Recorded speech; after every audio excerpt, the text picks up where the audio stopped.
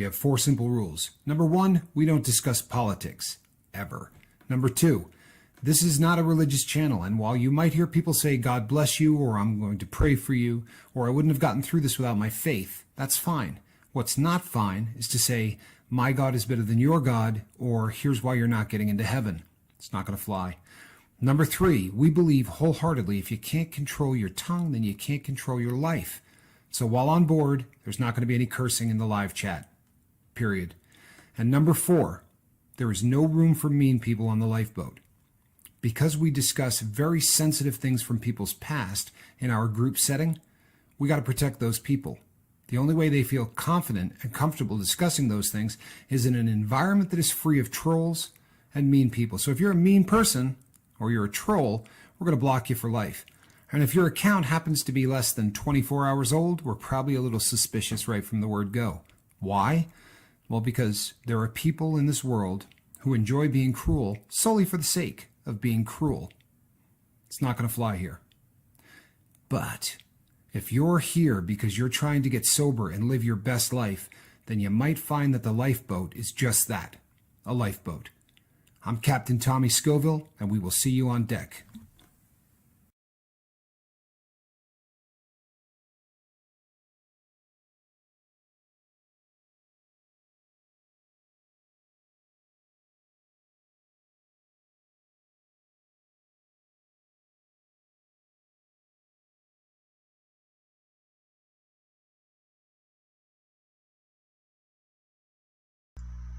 Hey guys, what is up?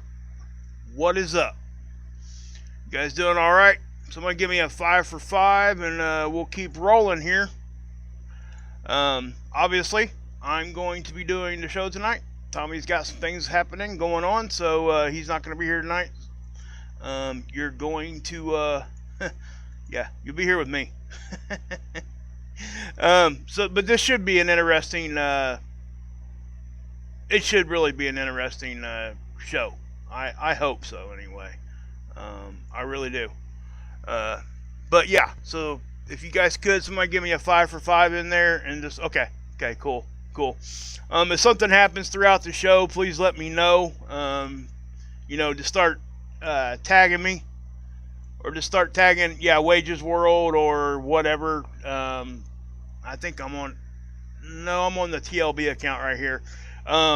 Just tag the lifeboat, and it'll show up orange over here in the chat, and that way I'll see it. If I'm not paying attention to the chat right then and there, that way we can make sure that I do see if there's any issues.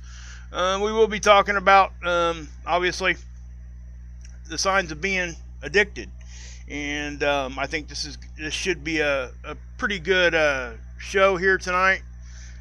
I think a lot of people really have a lot of questions when it comes to this, especially parents or whatever that doesn't quite understand what to look for. I do think that this is a really, really important part of what we do here. And we try to give you guys the tools to be able to see this stuff on your own. And that is what it is. Hey, Derek, what's up, man? Let's see here. Yeah, we got to talk. I heard you were in groups also. I think you said you were Indiana also. You put that there? Yeah, for sure. Email me, man. My email and stuff's down in the comment section or description box. So please, yeah. Hey, Christy, how are you? Or Caitlin? Sorry. Okay. I'm okay. Just got a different screen name. Gotcha. Good to see you. Glad you're here. We should, yeah. I'm sure you'll get welcomed in there pretty good. We typically do. And listen, guys, I know I'm going a little early tonight. It's just simply, I had to do it now, or I wasn't going to be able to do it at all later. So, if you guys give me 1 second here and we'll get going. But, so, I mean, do you guys think this is an interesting, conversation? I think it will be. I think that, please, guys, if you guys have anything to add to this, I would hope that you would put it in the chat there, because there's always things that we can talk about on this end of it. There's always things that, you know, some of us might see and some of us might not. But that is, you know, that is what it is. But yeah, so, yeah. Okay. Now, right. Okay. I'm doing okay, Caitlin. Doing okay. I hope everybody else is doing alright in there too. Yeah, I'm not even sure if we got a whole. Yeah, we don't have very many people here right now. I didn't know if we would or not, guys. Just to be honest.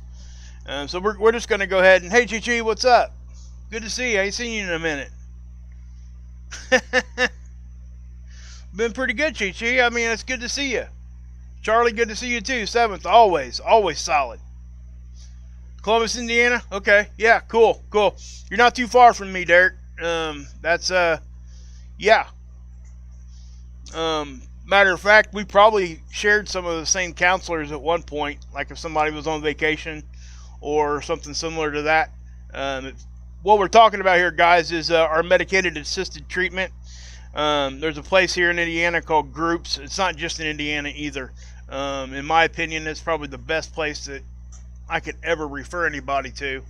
I've been a couple different ones. Hey, Miss V, how you doing? I've been to a couple different ones, and it definitely is interesting to see the difference between, oh man, the facilities and how they run things. It is interesting to say the least, the difference that you get, right? But yeah.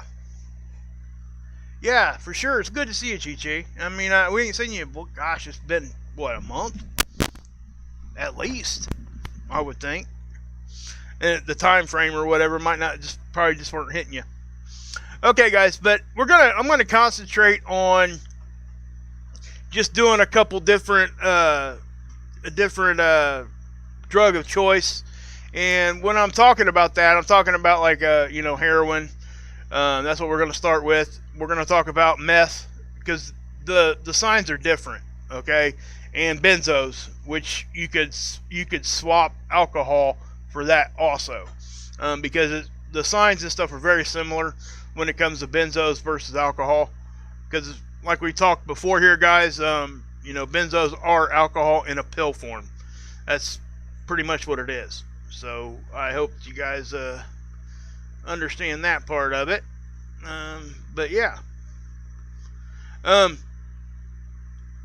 Okay, so let's just keep moving. How you doing, Sherry? Good to see you. Glad you're here. I'm not sure if I've ever met you, Sherry. But yeah, good to see you. I'm glad you're here. Feel free to say what you need to say in there or whatever. Got any questions? Just, throw it out there and we'll try to keep moving. Okay. What about them snow? Snow? I don't know what that is. Don't know what that is. What'd you say there, Brandon? You got how many days you got now, man? Go back up here and look. 58 days. Oh man, that's awesome, dude. Awesome stuff, man. You're almost 2 months. I bet you never thought, did you? Did you? It's great, man. It's an awesome thing. I'm glad. I'm proud of you, man. I know that all of us in here are definitely proud of you. When someone I care about is addicted to pot and says it's okay and different than alcohol, that's a tough subject. Hey, Hunt, how you doing, M. Hunt? Sherry, that is definitely a that's almost an individualized case by case thing that you have to deal with. That Sherry says, wondering how to view things when someone I care about is addicted to pot and says it's okay and different than alcohol. And you're going to get the gamut of opinions on that. And just to be honest with you, there's probably not a real good answer. I think that I think in some cases, and I think most of us would agree that, you know, cannabis is one of those things that they're legalizing pretty much nationwide now. It's going to be if it isn't. It's just one of those things. And for those of us that are addicted or addicts in recovery, it's, we tend to try not to do any of those things, okay? Because it can very easily lead back to something else. Now, if this person that's all that they've ever done, they don't have a really bad, like it's affecting them socially and with their job and all that kind of stuff. All those answers, I'm not a doctor, I'm not a psychologist, I'm not a counselor, nothing like that. I'm just here sharing what, it's what me and Tommy do. We just share our life lessons that we've learned. And we, if you look down there on the bottom of the screen, there is numbers there you can call if if somebody needs help on that.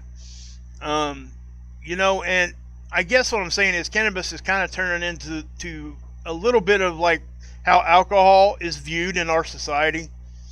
And in some ways it's a lot better. Now, I'm not going to, suggest anybody go do any of that. Okay. That's just something I would never do. And I don't think anybody really should push anybody one way or the other on that. That's something that you got to figure out for your own, especially, and again, the first thing I would say is please go talk to your doctor. And get some advice that way. Now, psychologically, okay, yeah, go see a psychiatrist or a counselor or something like that. Oh, it's not legal where you are at? Yeah, seeing that complicates things, right? Because now you're doing something illegal if you're doing that stuff. So that throws in another aspect to it. It's not just a physical thing there. Now you're talking about, possibly catching charges or something like that if you end up with, getting pulled over. And I have to say, guys, society now, and I try not to share exactly how I feel on this because I don't want to push anybody one way or the other. Okay, because I really do think it's an individual one-on-one. Hey, it's okay for this person. It's probably not okay for this person because they may go back to what they were doing before. It may lead to other things. I'm never going to say it's okay to suggest somebody to take drugs. You're never going to hear me say that. That's something I will never say. I don't support that. And that's why you need to talk to your doctor and stuff about that kind of stuff. And if you're struggling with a loved one or a child, it does make it really, really difficult. And I'm sure there's people here in the chat that would definitely understand because I know some of them have dealt with this.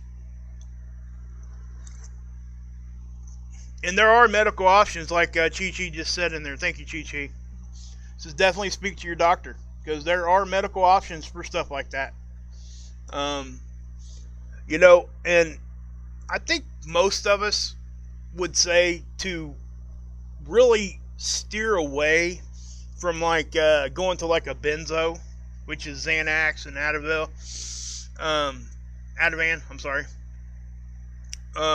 Yeah, I don't think that I would ever suggest anybody to go do that unless they had really severe and they did it with their doctor.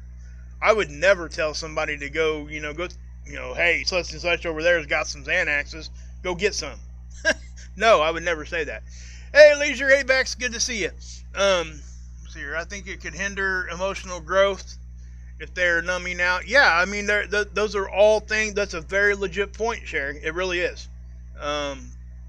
And I think, and like I said a minute ago, I really do think you would probably get, if you ask 100 of us, you'd probably get 100 different answers.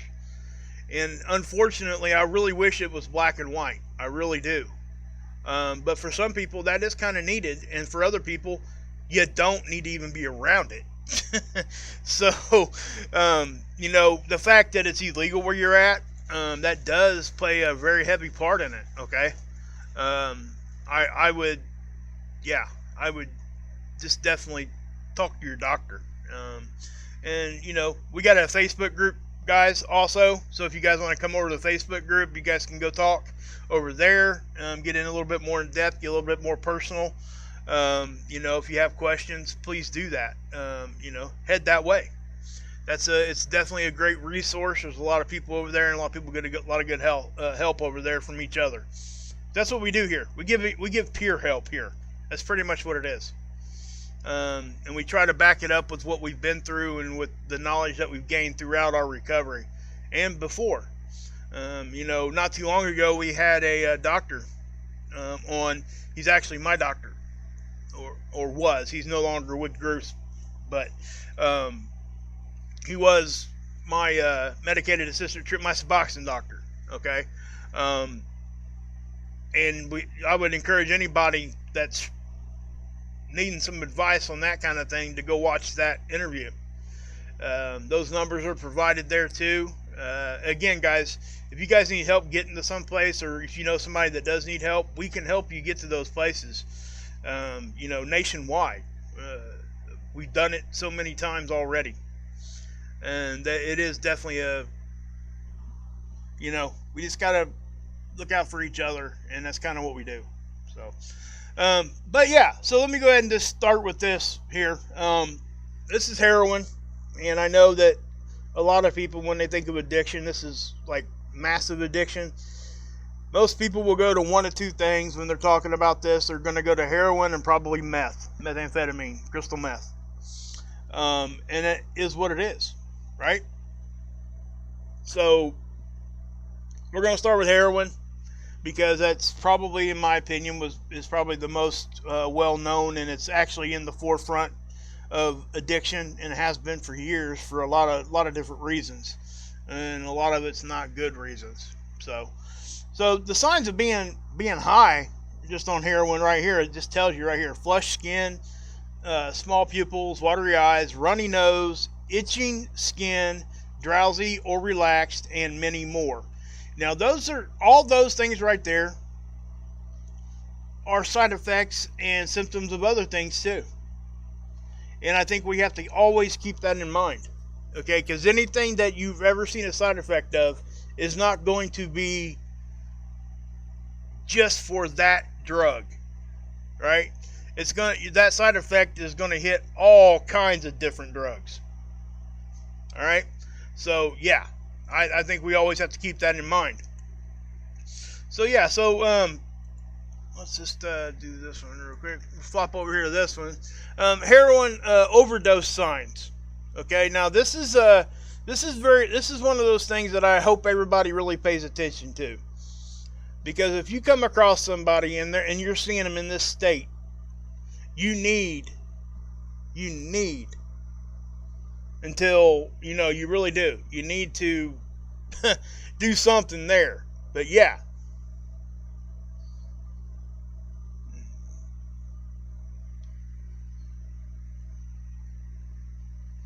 Yeah, Bobby, please, yeah.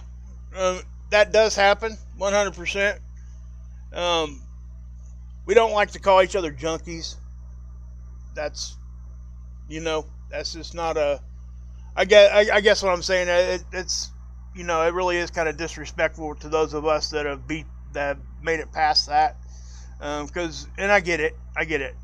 I understand that word. I honestly, I do. And there's sometimes that word even comes out of my mouth accidentally. So no harm, no foul. Just please try not to use that word. But that is a definite true statement. What Bobby just said there. You know, over the counter anti-diarrhea. But the thing of it is, guys, that there's such a low amount in that it's not going to help your withdrawals. Okay, I can just tell you that. Oh, cool. Clean 11 years. Congratulations, man. That's awesome. It really is. But yeah, so yeah, no, that's cool. You know, you want to call yourself junkie, cool. I mean, that's up to you. But yeah, I just know that, you know, once a lot of us kind of get past that and get to a medicated assisted treatment, right? Or just beat it all together. We're no longer that. We may be, addicts or whatever, but we're no longer in the junk. If that makes any sense. Yeah. Yeah, I know. It's crazy, isn't it, Bobby? They do. They eat the whole box.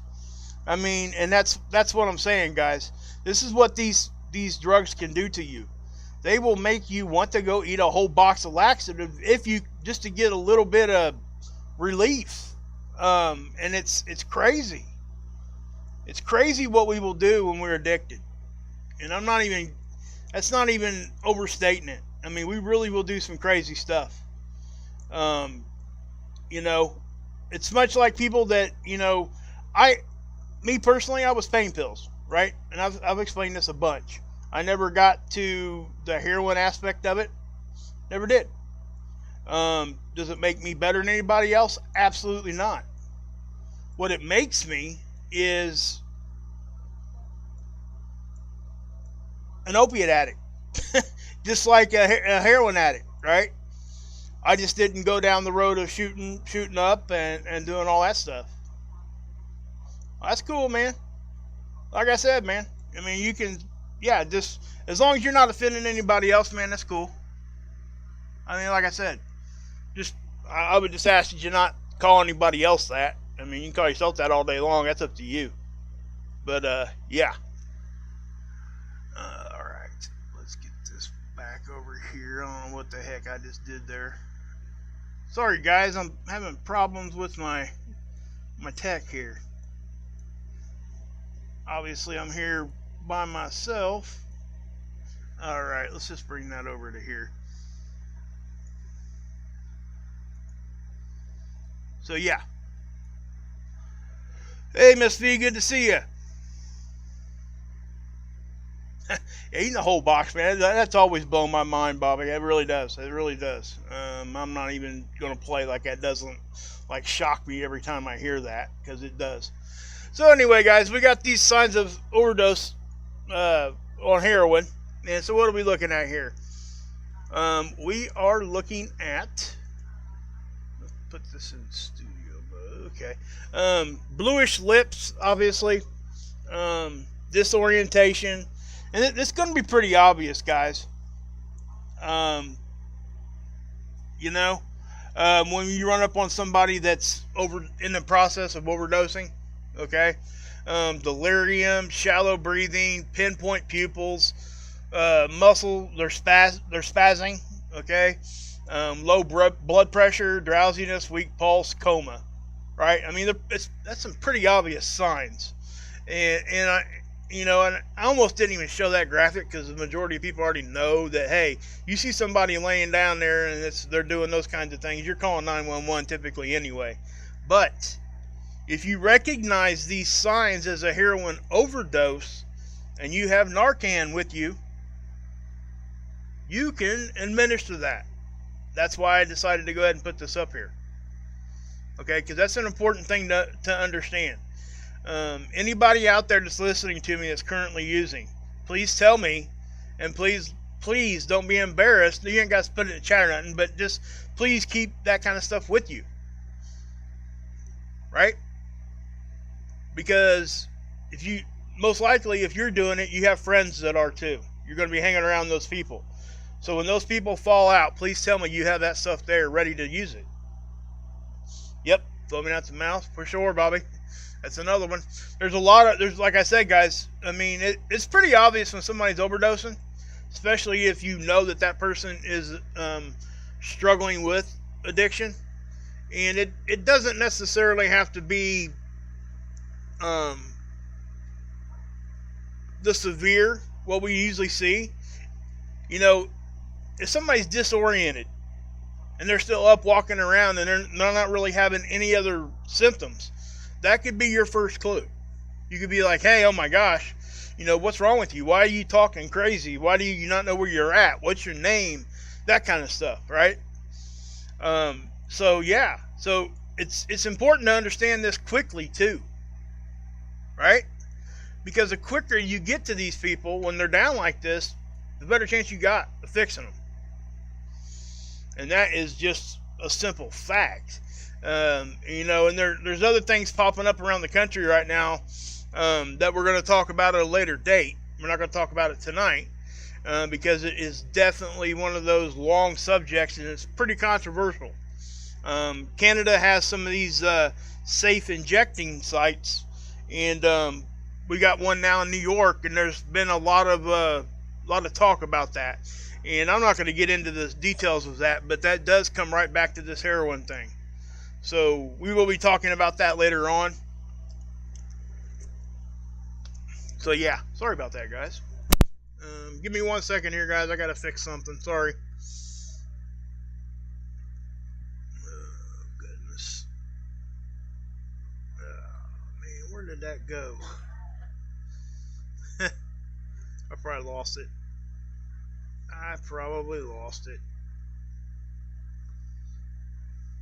We'll see. Hold on 1 second, guys. I'm sorry. Yeah, but Bobby said foaming at the mouth, that is definitely a big sign. It really is. It's yeah, that's a big sign, Bobby. It really, that if you ever see that, guys, I think, a lot of what we do when we see stuff like this is really, it's almost common sense at some level. If you see somebody that's in this state of overdosing, it would almost be ridiculous not to call an ambulance, right? But what's important, like I said a minute ago, is to understand that if you understand that what's actually happening there, and you think it's an overdose like that, and you've got Narcan, that is their best chance, and it is definitely one of those, right? Okay, so heroin withdrawal symptoms. This is where it starts getting a little, this is where we can start. If you're having problems with a child or a loved one, and you're kind of wondering, maybe they're doing something they're not supposed to. These are the things that you can look for, because not only their behavior before they take the drug or after, but this is the stuff that happens when they don't have it. Okay? And this is really going to stick out for most people. This is when they start to realize that their child or their loved one is doing something they're not supposed to. Bad mood. Bad mood's everybody. I don't even know why that's there, but it's there. Insomnia is most definitely a side effect of just about every withdrawal. Okay? There's only a couple out there that I know of that insomnia isn't part of. Depressed feelings. Okay, yeah, we all get depressed, but that happens naturally too, right? Yawning. That it's funny because that's the first thing that I start to experience when I was withdrawing. That's the first thing that I would notice. I would start yawning. And if you guys understand how your brain works, when you're yawning, your brain needs more oxygen. So when you're not giving the brain what it needs as far as chemically, or what the brain thinks it needs, it starts sending false signals out. Okay? And that's why you'll start yawning. It's a false signal of your brain. And that's why. Drug cravings, that's obvious. Body aches, that's pretty obvious too. Anxiety, and nowadays, guys, come on. Anxiety's everywhere, right? But these are withdrawal symptoms. And what you have to understand is, when you're looking at these, any of these that are outside of their normal activity, okay, that's really what you have to understand. If they've always done some of these things, it's not a withdrawal symptom, most likely. It's just something that's part of them. And these are physical. Most of these are physical symptoms, right? Runny nose, restlessness. That right there. That one right there is for me the worst. I get restless leg, and you have to, when I'm going through intense withdrawal, I have to tense every muscle in my body about every 5 minutes. It's ridiculous. And what that does is, because of that restlessness, what else happens? Then you got to pop back up to the insomnia, because then you can't sleep. So, yeah. You didn't know that about the yawning thing there, Chi-Chi? Yeah. That's that yawning is yeah. When you yawn, it's your brain's actually. That's why your mouth goes wide open and you take in a big deep breath. Your brain's making your body suck in more oxygen. Yeah, hallucinations is another one, Bobby, for sure, for sure. And like diarrhea. I don't see dehydration on here, but or nausea and vomiting, dehydration, diarrhea, all that stuff. Guess what? That leads to hallucinations. Plus, your brain's not getting what it thinks it needs. So your brain's going to be firing off all kinds of crazy stuff at you. And unfortunately, that's just withdrawal. I mean, I wish we could. If we didn't have to experience that, none of us would probably be sitting here right now, would we? I mean, honestly, if we're going to be just 100 about it, that's So, here's some behavioral signs of a heroin addict. They'll start carrying around drug paraphernalia, right? I mean, they got to have the stuff to do it. For heroin, depending on how they're intaking it, most of them will probably have a straw of some sort if they're going to snort it. Some of them might have what looks to be like a crack pipe, and foil if they're going to smoke it. And then obviously they got to have some sort of cotton and water and a spoon or anything like that to cook it. And obviously needles, right? So that's the kind of paraphernalia they're talking about there. Changing their behavior, I mean, that's exactly what we're talking about. When they put stuff like that in there, it's ridiculous. Anyway, use of street slang related to heroin. Yeah, they don't eat for days either, do they, Bobby? Yeah, you're right, 100%. Yeah, the use of street slang. This is a big one, believe it or not. If you're sitting there on the couch and your kids are in there with you and you're questioning whether or not somebody might be showing signs of heroin addiction, and you click through and you stop on that show called Intervention, and then you hear your child start saying stuff like Heroin and hard H and stuff like that. If they start using those words, you better start looking at them quick. Because, that isn't normal talk at all. That's talk of somebody that knows the inside language. Now, that doesn't guarantee that they're doing it, okay? They just know. So, yeah. Shadow people, yeah. Anyway, use of, let's see here, missing valuables or money. Again, if you have stuff just starting to come up missing, and nobody has any explanations for it, and it just started out of the blue, you gotta assume, okay? And I want to say something here real quick too. Don't nobody ever be afraid to ask their kids what the heck is going on. Because what would you do if you didn't ask that question, and then 6 months down the road something really bad happened, and you had that chance at one point in time to, I'm not saying force it, okay? Because we all know, especially with kids, teenagers especially, if you start screaming and forcing things on them in that way, they're going to rebel, right? I think most parents would say, yes, that's 100%. Yeah, by the grace of God, we're here. Yeah, for sure, Bobby, for sure. It's crazy. But when you start to see these things happening with your kids or with whoever that you love, right? Or if you see somebody you just care about going through these things, do not be afraid to pull them aside and ask them specific questions in a respectful way. And you're going to know that person probably well enough to know what you can and can't say to set them off, right? You don't want to try to set them off, but you also want to get to the truth. And if there's any way you can help them, you want to do that too, right? So don't be afraid. Don't be ashamed. There's nothing to be ashamed of at all, period. Just understand that is something that it's our responsibility to people that we love. You know, if I'm doing something wrong and somebody I love sees it, they better tell me. They better yank me back up and say, hey, what are you doing, stupid? Why are you doing that? Right? And that's exactly what happened to me when I got help. My wife, and mainly my wife, but then my kids, and then my parents. And I mean, it really did. It went down that road like that. And I never would have been there unless that would have happened. So, and that's 10 years ago.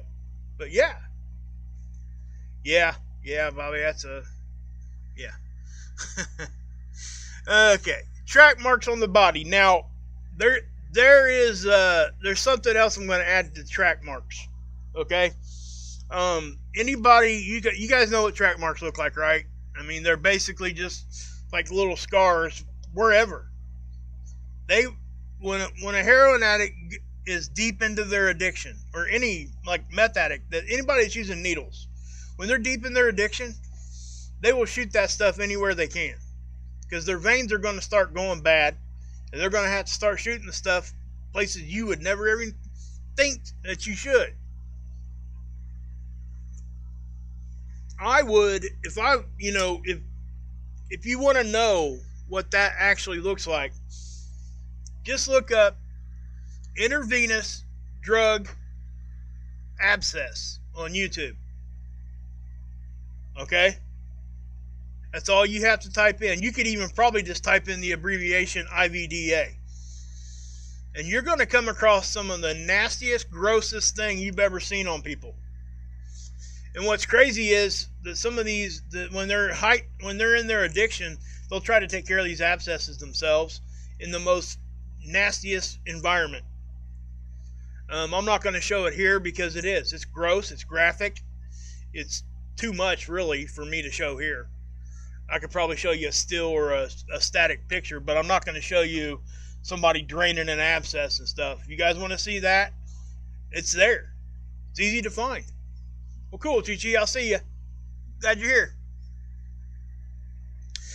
But yeah, so that's part of track marks. But I want to say this too.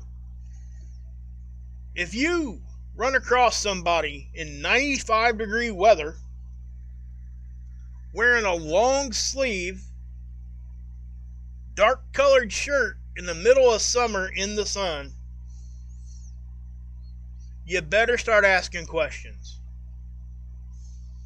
Okay?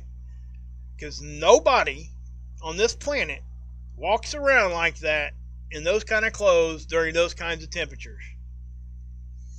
The only reason to do that is to hide track marks. They don't want you to see their arms. And they'll wear jeans too, because they don't want you to see their legs. A lot of addicts, as they get deep into their addiction, they will start shooting it in their butt, their hips, anywhere. And at the, hollow eyes is a dead giveaway too. Yeah. They just kind of look empty. Yeah, it definitely happens, man. Definitely happens. But yeah, so when you're looking out and you're trying to help people, and you're trying to help people that you love, if you see those kinds of things, please stop them. Ask them why. Why you got that shirt on today? All right, yeah, long visits in the bathroom. They definitely do that. So yeah. Let's see here. In every Norwegian town, they have health teams who seek users and yes, they do, Bex. Over in Norway, yes, 100% they do. They're starting to do the same thing in Canada too. Yeah, long sleeves. That's a dead giveaway. Really is. And Bex, I think that's a good thing that they do there. Because what do we talk about here, guys?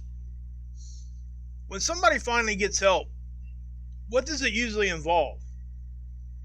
It usually involves just one little 30-second to a minute moment of clarity. If you can keep people healthy enough, long enough, and alive long enough, most of the time, it might be years down the road, but they may find that moment of clarity. and they may try to get help. And that's why I think all those programs are good. We get, addicts get thrown out with the trash a lot, okay? I'm just going to say it. That's just the truth. That's the way society views us sometimes, a lot of the time. Now it's getting better, way better. But it's far from being where it should be. Everybody is somebody's child, somebody's mom, dad, sister, brother. I would want every chance for my kids or for my parents or for my loved ones. Cocaine? Cocaine is actually, that's a good question, Sissy. Thanks for asking that, by the way. I may have something here. Hold on one second.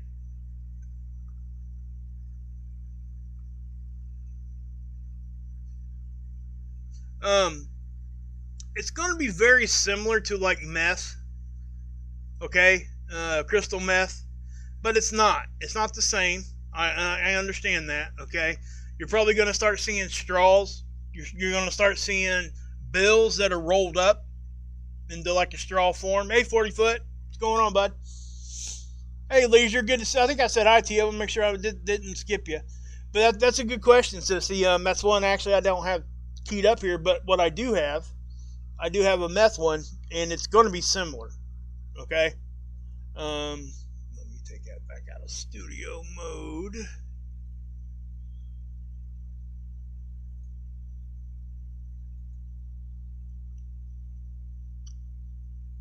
Because it's almost exactly the same. The signs, anyway. The drug's not the same, but the signs of being on the drug is very similar. Okay? Because it's an upper, right? It's going to get you boosted. You're going to be doing all kinds of, you're not going to sleep for days and all that kind of stuff. So here's the meth addiction. Rotting teeth. That's very common, even with cocaine. And again, it also depends on the delivery to your body, how you're doing it. There's all kinds of delivery methods that you can use. And I'm not going to go over all of them, but I mean, we all know the ones, the common ones. You could, snort it, you could smoke it, you could shoot it. Those are the three most common. And again, but with the rotting teeth, that is kind of, I don't want to say it's only for meth, but it does happen more often in meth addicts. And there's a lot of reasons for that, okay? When you guys become deep into your addiction, your hygiene just goes completely away. And I think most people would agree with that. Now, I'm not saying that, you don't take a bath or anything like that, but it does not become a priority. And especially people that find themselves, when they lose their families and all their loved ones around them, they find themselves in a place maybe with some other users, and their hygiene is just gone.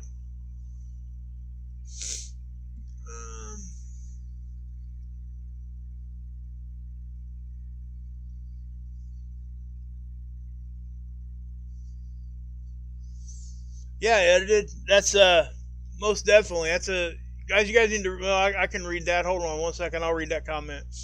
Good to see. I've not met you, by the way. I'm glad you're here. Let's see here. Edited. Eli. I don't want to butcher that name. I'm sorry. I used coke regularly for 2 years and had a great time partying while maintaining a good job. But there came a point where I knew things were getting bad. Yep. And definitely had that moment of clarity. It's amazing, isn't it? It's thank you for sharing that. Hey, Arizona. That is one of those things that yeah. And I have to say, guys, nowadays drug addiction, not even just heroin or opiates or any of that. Addiction is hitting every demographic. Your TV's behind with the chat. Is it? Yeah, maybe. That happens sometimes. But yeah, so yeah, where was I? What was I talking about? Yeah, okay, sorry. That moment of clarity, and that's what we all need to get. We all have to find that. And once you do have that you have to hold on to that, guys. You really do. And remember what that is, because you'll forget it real quick sometimes. And you don't want to have to do all that. Back at you, Raven. Back at you, girl.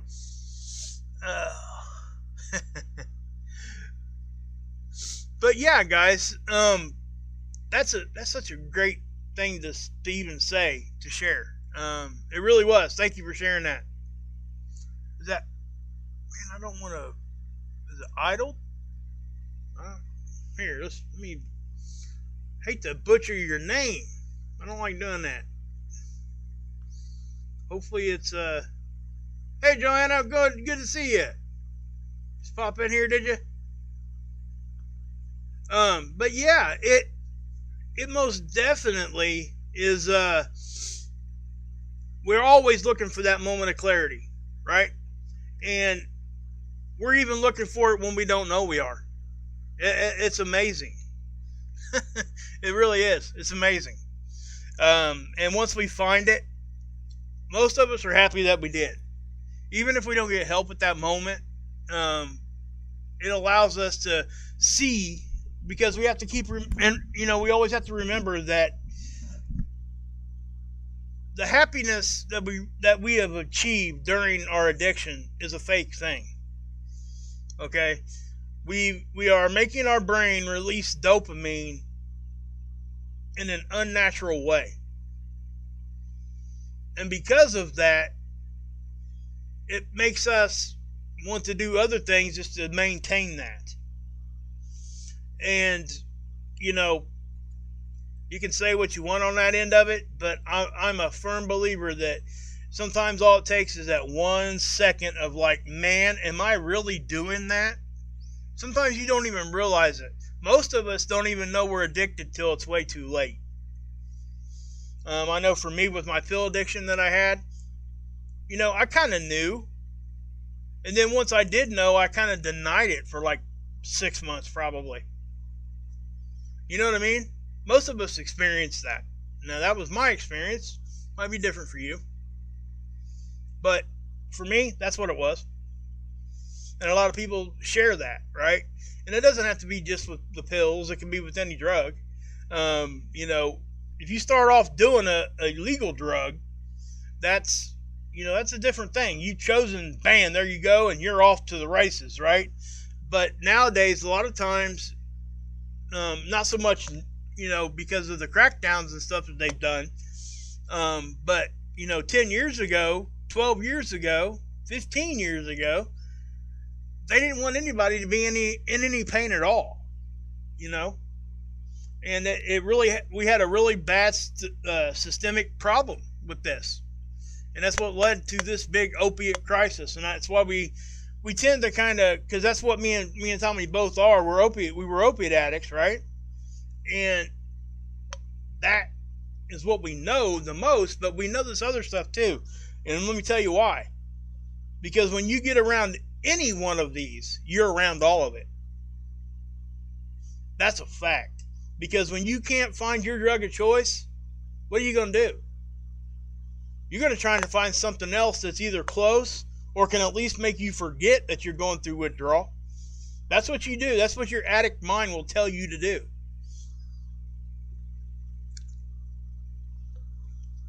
Man, I tell you what, Sam's Cola, better than Coke. Thought I had another one sitting here. Guess I don't. Huh. Alright, anyway, cheaper too.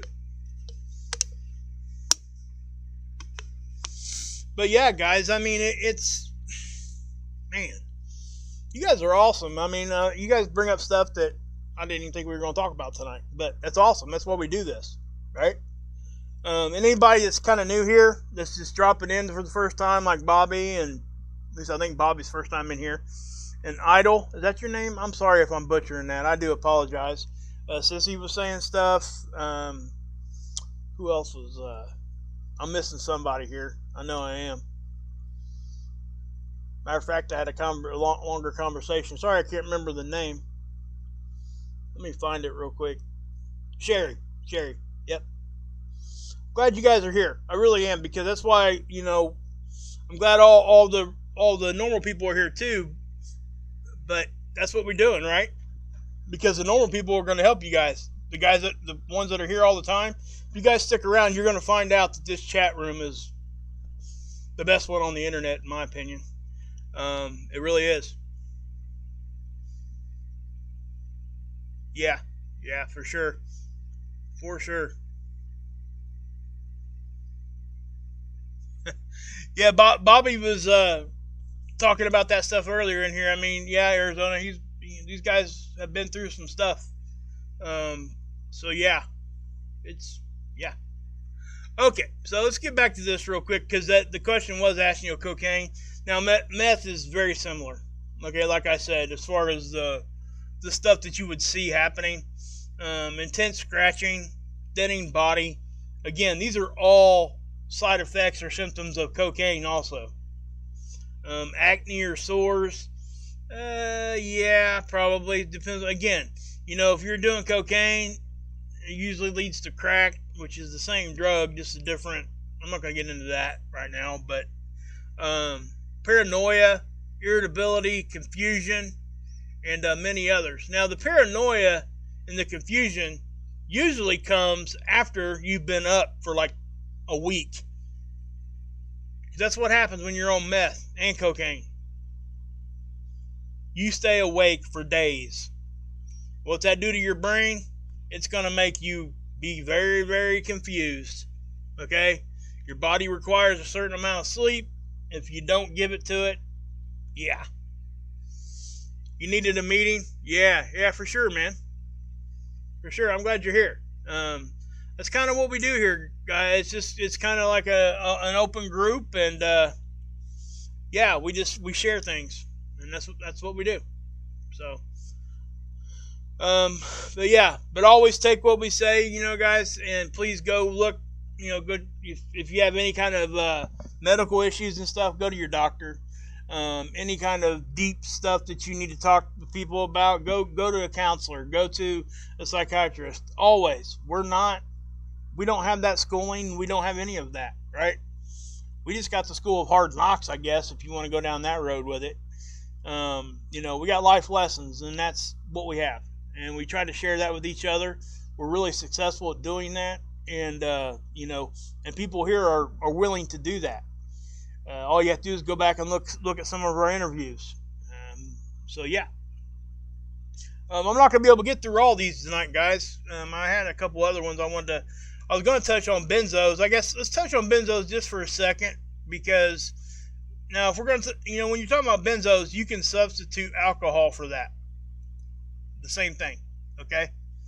Let me get up here. Okay. That's behavioral signs. But we can look at that real quick. These are benzos. That's Xanax, Ativan, all those kind, right? It's basically alcohol in a pill. So, the person withdraws from friends. This happens with almost every drug, okay? Unless you're that person that was kind of withdrawn anyway, sometimes your inhibitions will just like fly out the window, and you'll be so social it's too much, right? Family and obligations in order to use it. Yeah, I mean, in order to use your drug, you'll get away from people that might see it. So that's what you're doing. From a place of fear of being without the drug, the person ensures that an adequate supply is maintained at home. That right there is one of the dead giveaways of somebody that is addicted and may not even know it. They will start hoarding this stuff and making sure that they have a certain amount at home at all times. And sometimes they don't even know they're doing this, guys. They just do it because they're protecting themselves. Their brain's trying to protect the drug that it's getting. So it's causing you to think certain ways, and that's what you do. You start hoarding the stuff, making sure that if something happens, you've at least got enough to get you through until you can go back out and get what you need. But eventually, guys, this goes away, because what ends up happening, you end up using everything you got every time you get it. Very seldom does a drug addict ever have any extra laying around. I promise you that. At least I've never known very many of them to be able to be that strong to not use it, like right away. So anyway, the person engages in risky activities such as driving after using the drug. That comes into play if you guys see people doing this that are like, if you've heard them have conversations about, man, that guy shouldn't be driving, he's drunk. But then they'll get in a car all blitzed out on some benzos. Okay, it's the same thing. Hey, T-Prada, good to see you. Let's see here. The person spends an increasing amount of time and energy on different facets of drug abuse. I mean, that speaks for itself. The person exhibits a reduction in effort to maintain, look guys, hygiene. This is across the board. Okay, any drug. Your hygiene will go away. And even though the drug like meth and stuff will destroy your teeth, the lack of the hygiene amplifies it. Okay? Shift in mood or personality are expected. Now what they're talking about there, that I'm glad they put the word shift in there, because it would be something different than what they normally are. Not just a typical bad mood. It has to be something different than what they typically would see during a regular bad mood, right? Men get their time of the month too. Let me ask my wife, she'll tell you. Yeah.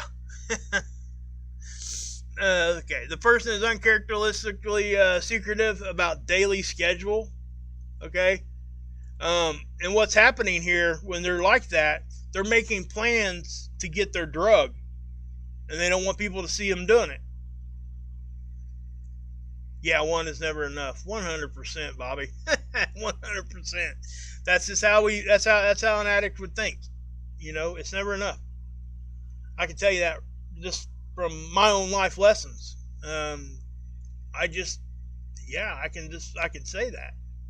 Because I don't. Right? I mean, wow. Yeah, one's just never enough. You have to have one. It's like a can of Pringles. Just saying. Once you pop, you can't stop, right? And that's the thing, guys. Anybody that's been through a heavy addiction knows that if you got it, you're going to use it as quick as you can. That's just what happens, guys. I know it sucks, but it is. It's just what it is. I really don't know how else to put it. It sucks to have to be that way, but that's how we all were and are. And if anybody's fighting it, please reach out to me or Tommy or somebody else out here. Again, my email and Tommy's is in the description. There's numbers at the bottom of the screen here if you guys need immediate help. You can try to get a hold of us, but if you can't get a hold of us and you're in a bad way, please call the suicide help number, especially if you're thinking about hurting yourself, or the SAMHSA. That's the addiction hotline there. There's other places too, guys. They're not hard to find anymore, right?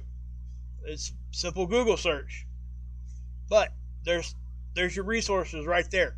And like I said, we are not doctors, so those people will be. They've been to school, they're doing their thing. So yeah, I mean, yeah.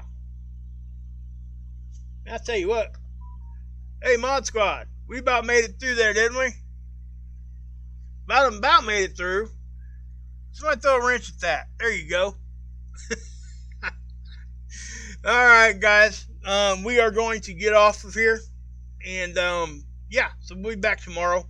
And, hopefully we will, I think Tommy's going to be back with me tomorrow. Okay. Let's, yeah. Yeah, Tommy will be back with me tomorrow. We'll be back to the normal show. I know I wasn't here yesterday. I actually, my daughter, man, I tell you what, I was surrounded by teenage girls at Cosmic Glow Bowling last night. Oh my God. I love my daughter. You know, that's why I was there. Man, I tell you. But anyway, I think we'll both be here tomorrow. I hope so anyway. And we're going to roll with that. So, God bless. Yahusha saves. You can drink this Kool-Aid. And guys, you know we always say, go out and save somebody. God bless, guys.